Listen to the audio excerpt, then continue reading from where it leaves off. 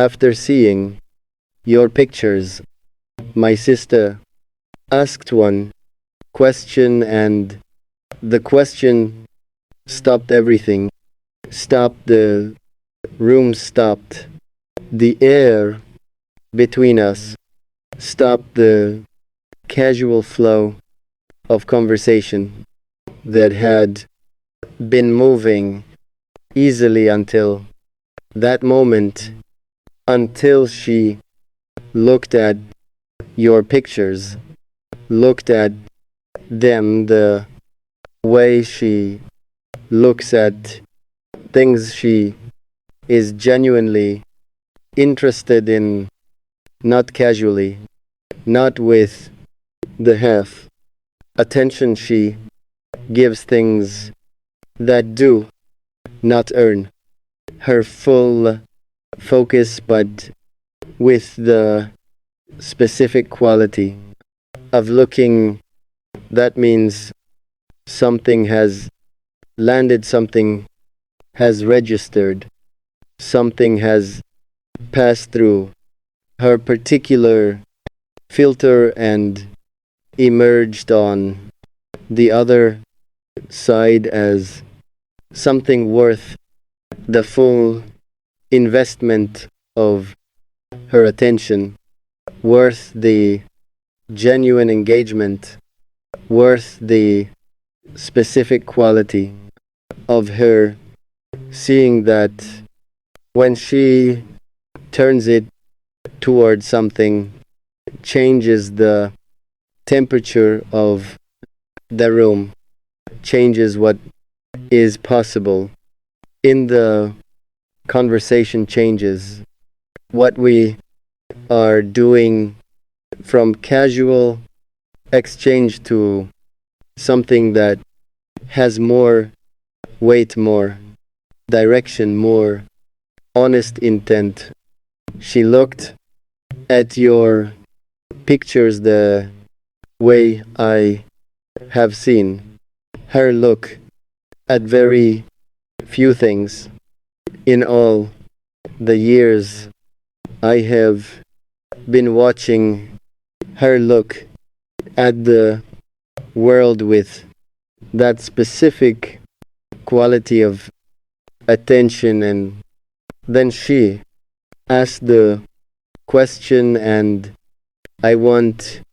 to tell you what it felt like before I tell you what the question was, because the feeling came first before the processing, before the understanding of what she was actually asking, what the question meant, what it revealed about what she had seen in your pictures, what she had sensed, what had registered deeply enough to produce the specific question she asked rather than any other question she could have asked. The feeling came first, and the feeling was this simultaneous pride and vulnerability simultaneously. The pride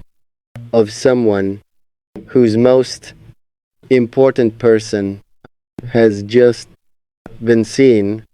recognized, registered as significant by someone whose opinion matters enormously, whose perception is not casual, not easily given, not the kind of seeing that produces the polite questions, the surface engagement, the interested enough response that costs nothing and means nothing, but the kind of seeing that produces a specific question, a real one, a question that could only come from someone who actually looked, and the vulnerability of having someone I love that deeply looked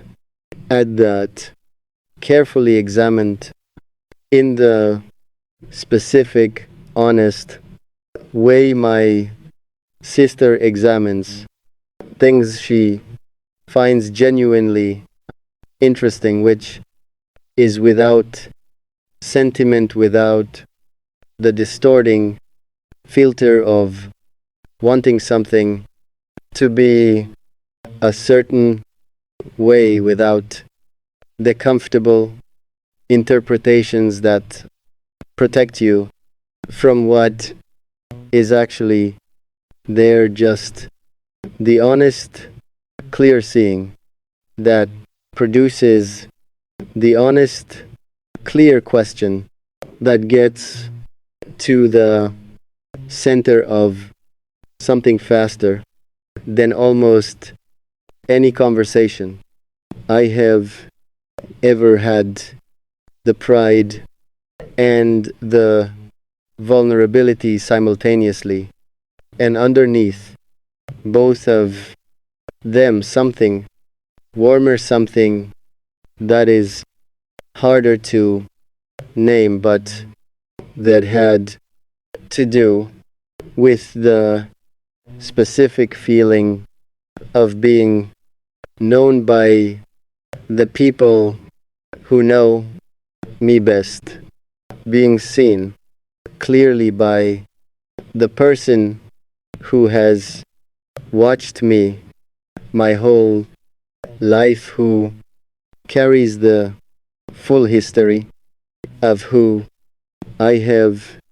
been, who can look at someone I love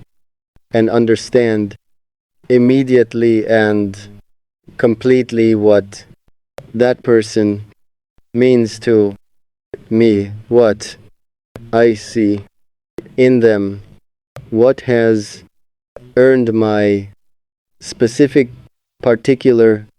love, because she knows what my specific,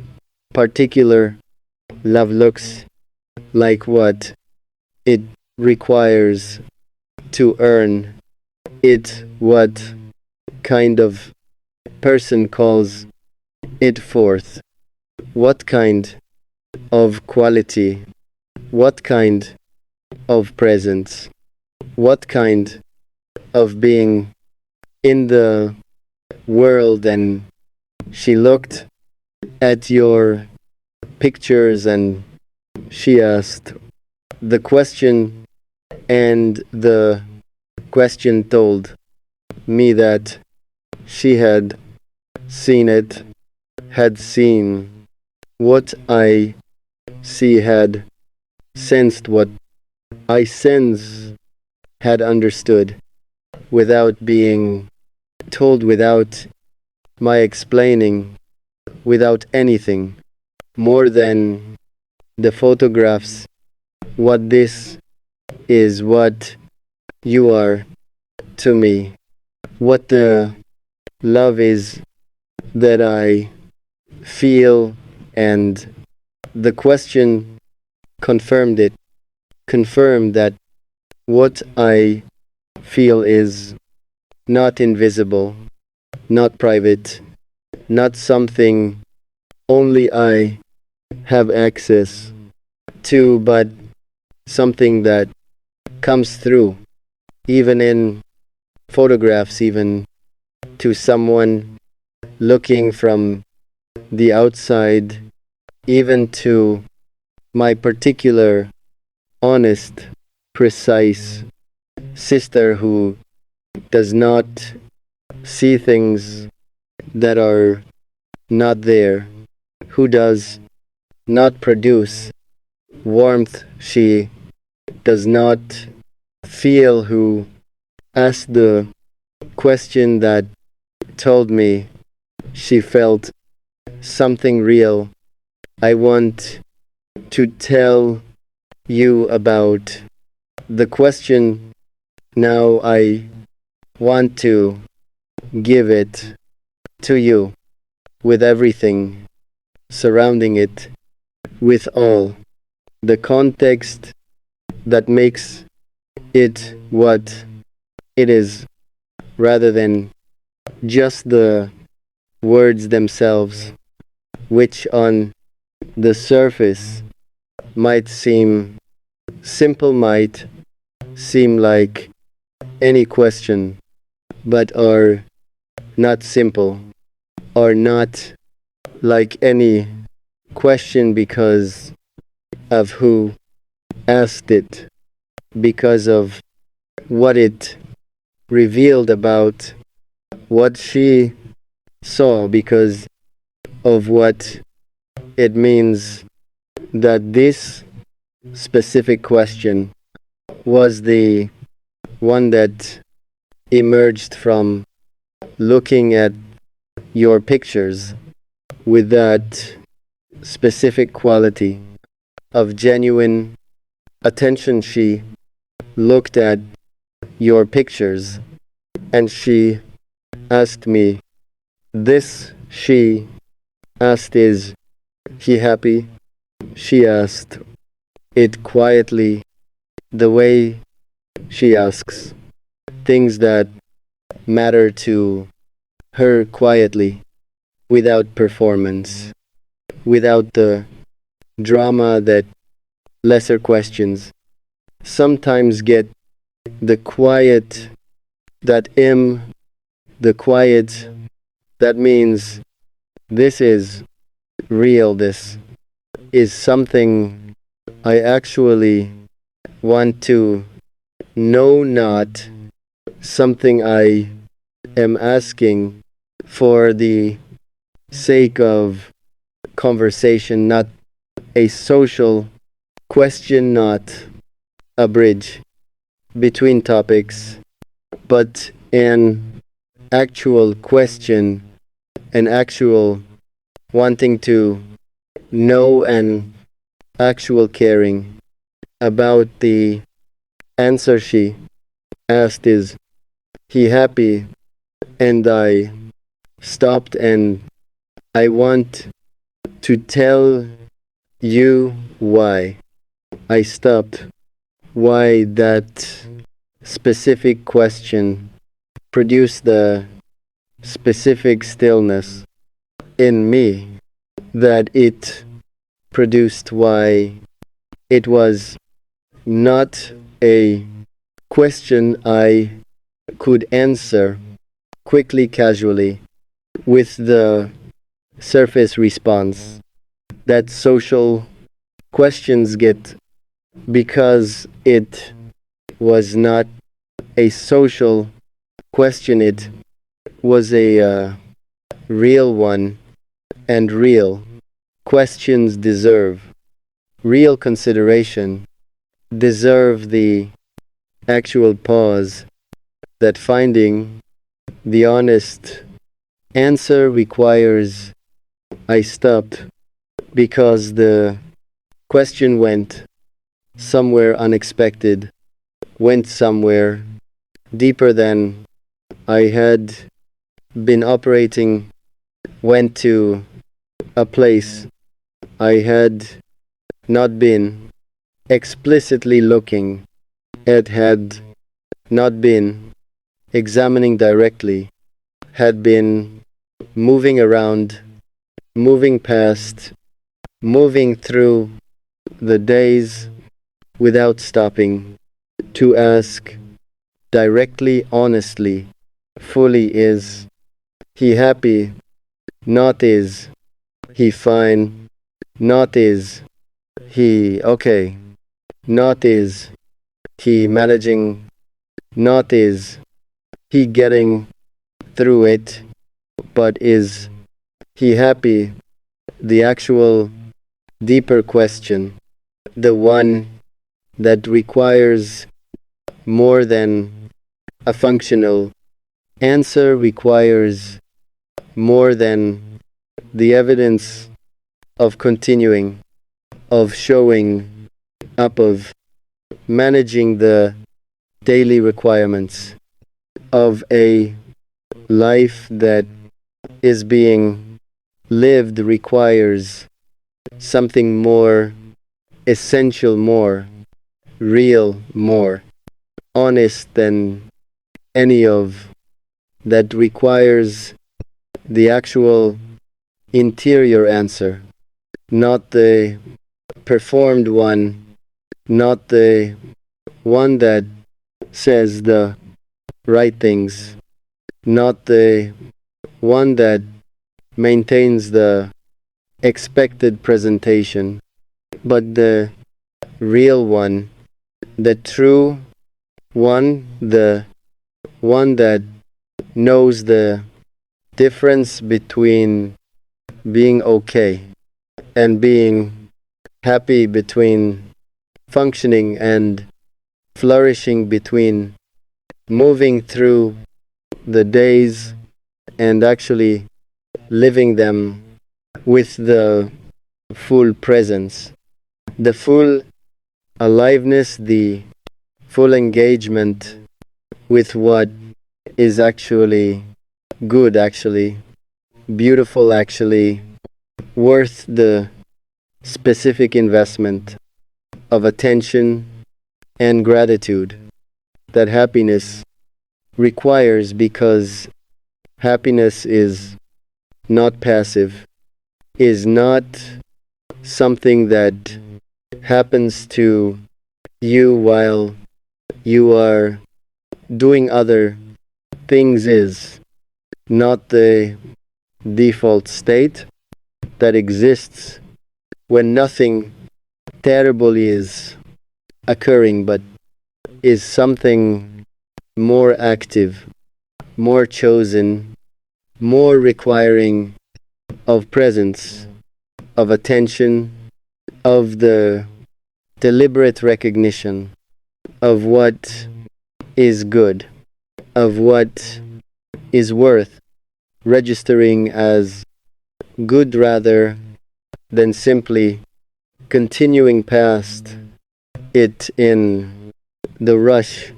toward whatever is next. I stopped because I had to find the honest answer, not the quick one,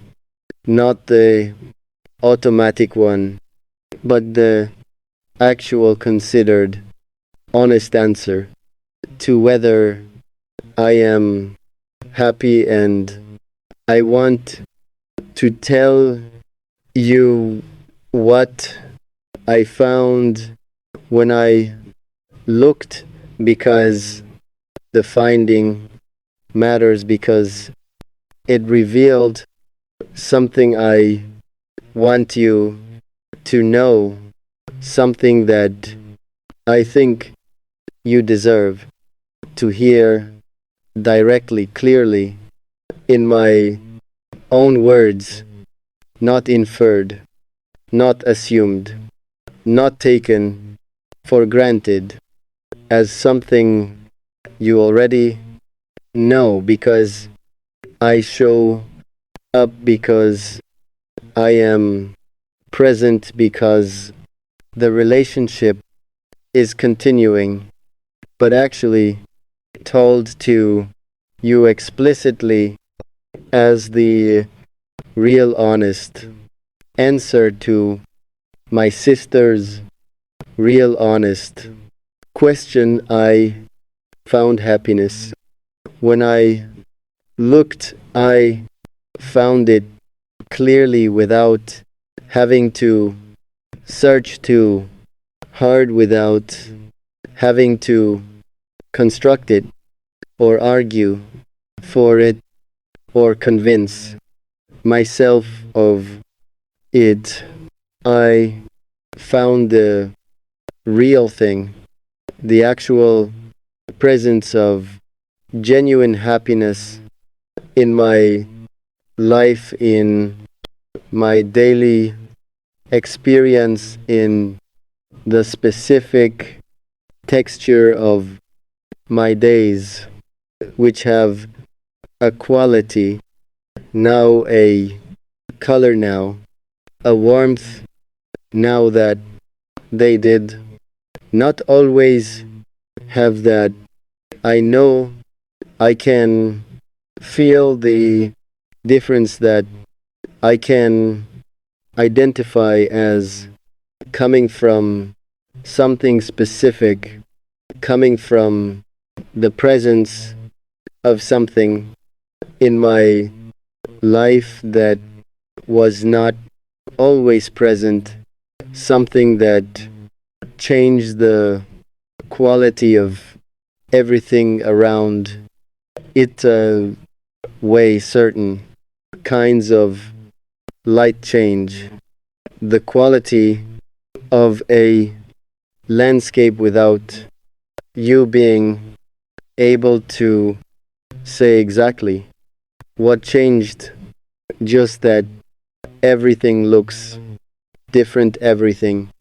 has a different quality of itself, a more fully itself quality because of whatever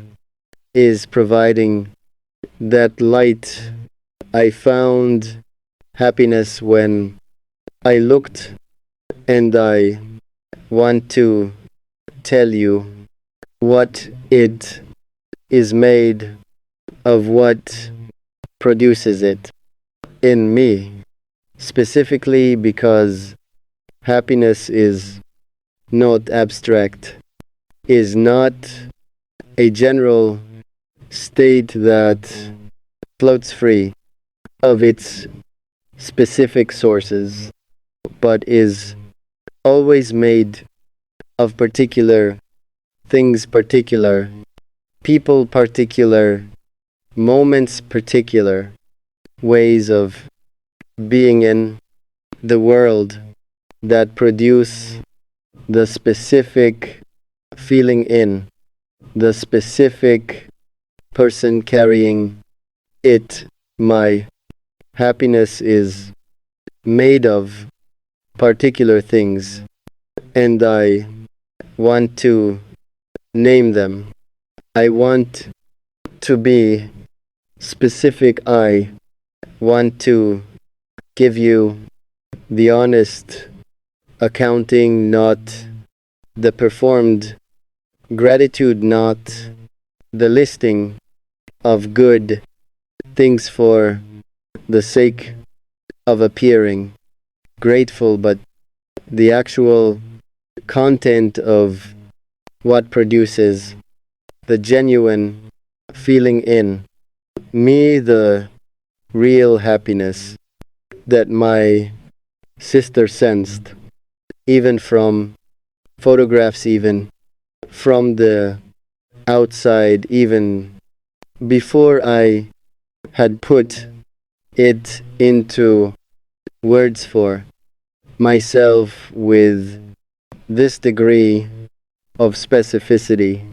She saw it and asked about it, and now I am looking at it directly and naming it. You are made of, you primarily, the happiness is made of you. And I want to say that clearly without the usual careful hedging. Why?